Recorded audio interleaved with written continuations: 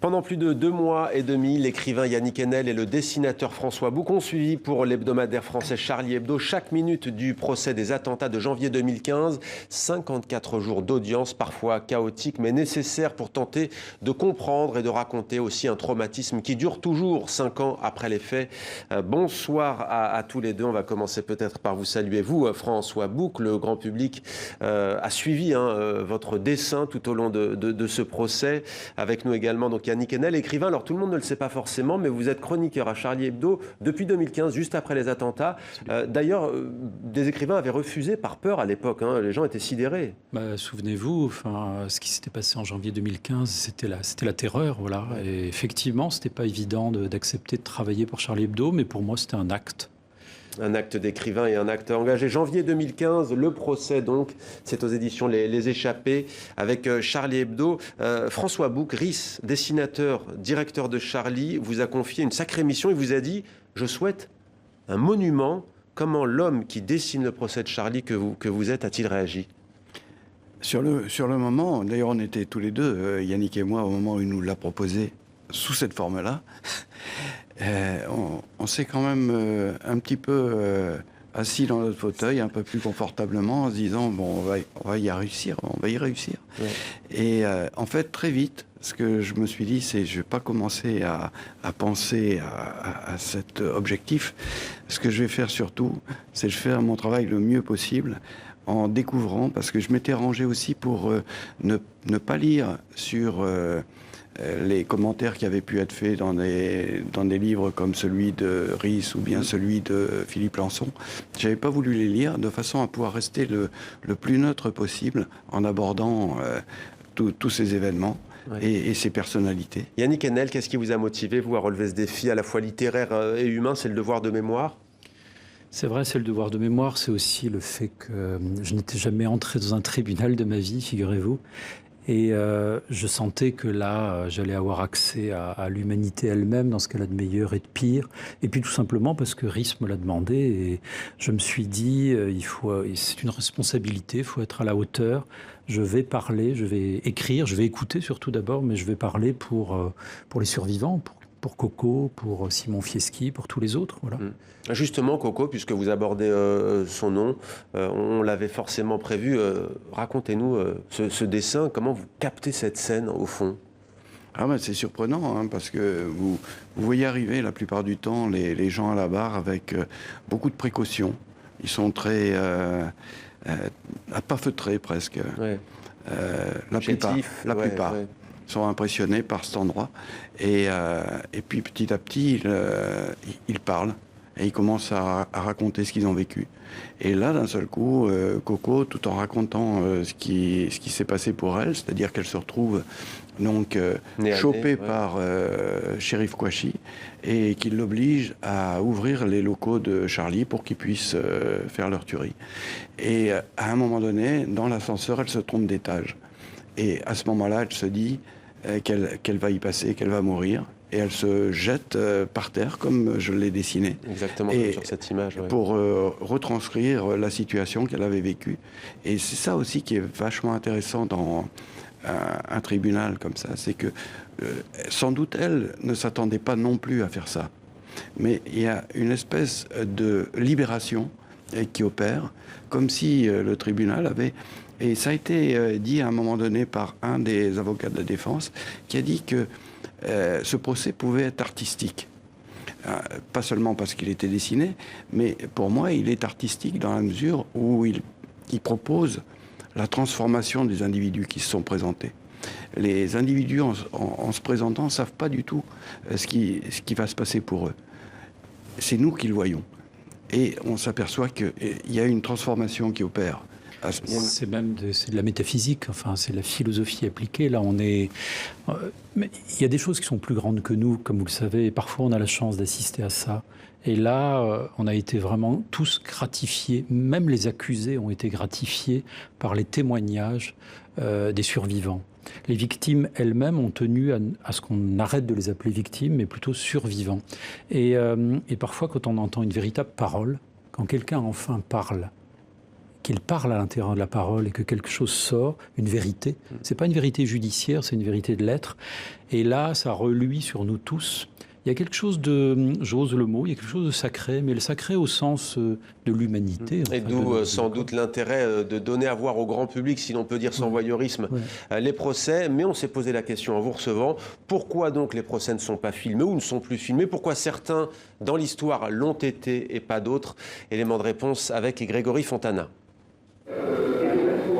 Un écran, une salle d'audience, à chaque fois un procès pour l'histoire.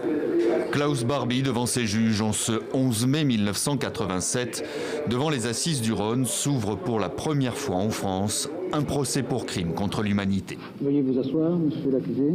Et pour la première fois, la justice autorise la présence d'une caméra après plusieurs décennies d'interdiction. La raison s'est imposée petit à petit, c'est-à-dire que la présence des journalistes a été vue comme une nuisance au bon déroulement de la justice. Pour que les grands procès laissent une trace indélébile dans l'histoire, il a fallu toute la volonté et la détermination d'un ministre de la Justice, Robert Badinter. La loi de Badinter, celle du 11 juillet 1985, permet d'enregistrer, mais dans un cadre très particulier qui est celui de créer des archives historiques. Et pas du tout de filmer à titre documentaire ou journalistique. Imposer des règles strictes pour éviter la perception jugée parfois subjective du tout premier procès filmé de l'histoire, celui de Nuremberg. Et c'est le Code du patrimoine qui précise les conditions d'enregistrement.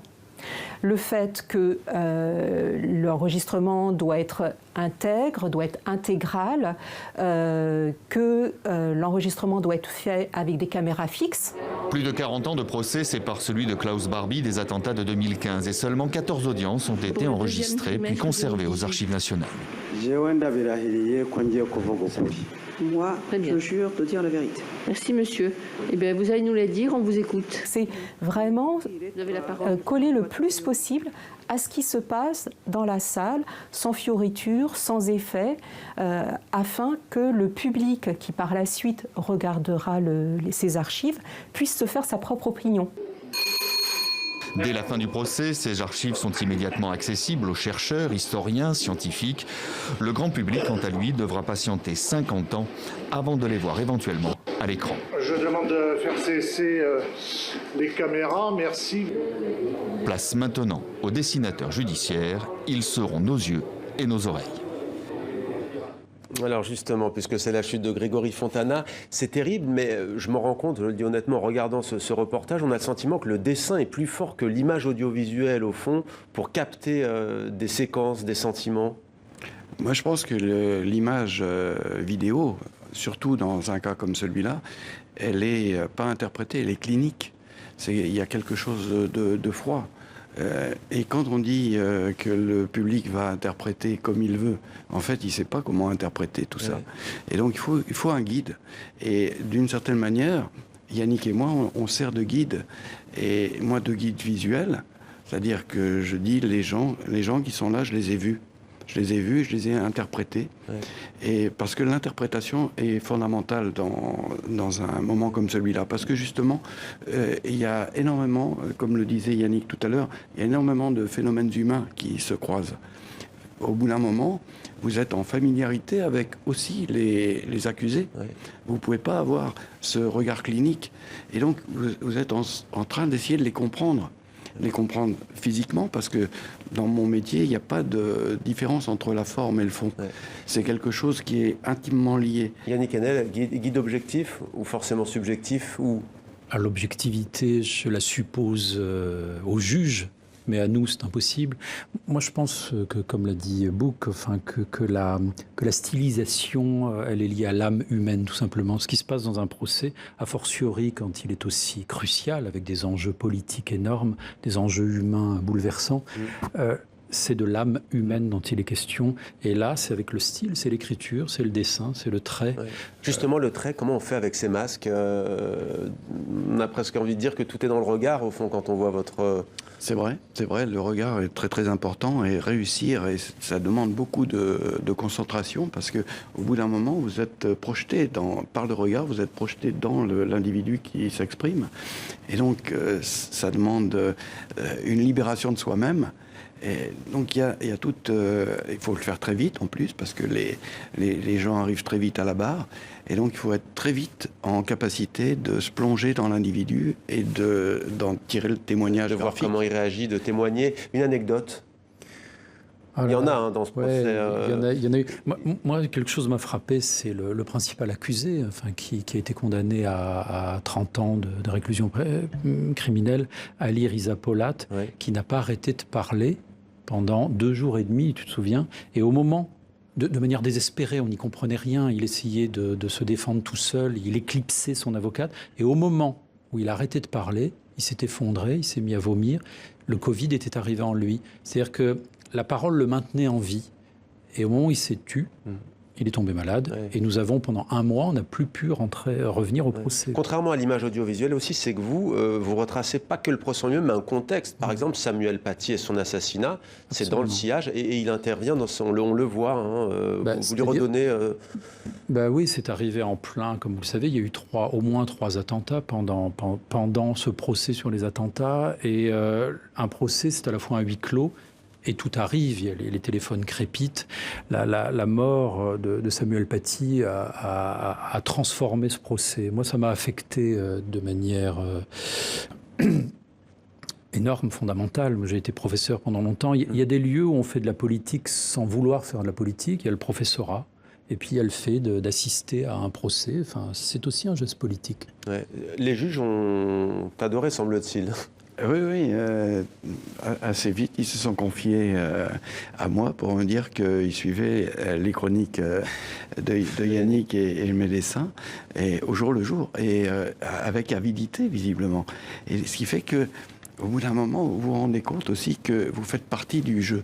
On rentre dans une espèce de pièce de théâtre où on finit par accepter le rôle qu'on a à jouer. Et ce rôle, il est à la fois avec les juges, mais aussi avec les avocats. Il y a les avocats qui viennent vous voir en tant que dessinateur. Bon, toi, tu avais aussi les avocats plus proches de toi, ceux de la partie civile. Mais il y a une espèce de confusion, en fait. On fait partie du même ensemble. Vous dites, vous qui êtes proche de Cabu, j'ai assisté à un concentré d'humanité, du pire au meilleur. Merci beaucoup à tous les deux.